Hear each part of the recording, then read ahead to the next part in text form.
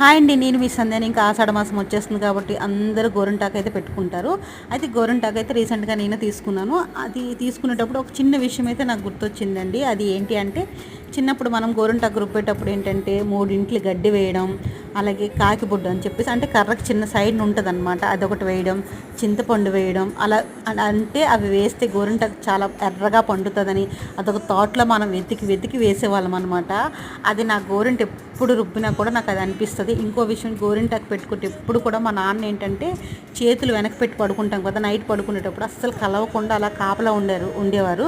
ఇలాగా కదిపేస్తున్నారు అనేవారు మా నాన్న. అంత గోరింటాకు పెట్టుకున్న మా నాన్న చాలా కేర్ఫుల్గా ఉండేవారు అనమాట. నాకు ఎప్పుడు గోరింటాకు పెట్టుకున్న ఈ 2 విషయాలు మాత్రం ఖచ్చితంగా గుర్తొస్తాయండి. మా నాన్న గోరింటాకు మేము పెట్టుకునేటప్పుడు కాపలా ఉండడం, అలాగే ఈ 3 గడ్డి కాకబొడ్డు, ఇవన్నీ మీరు కూడా చిన్నప్పుడు ఈ ఐడియాలు ఫాలో అయ్యేవారా? చేస్తే కనుక లైక్ కొట్టండి.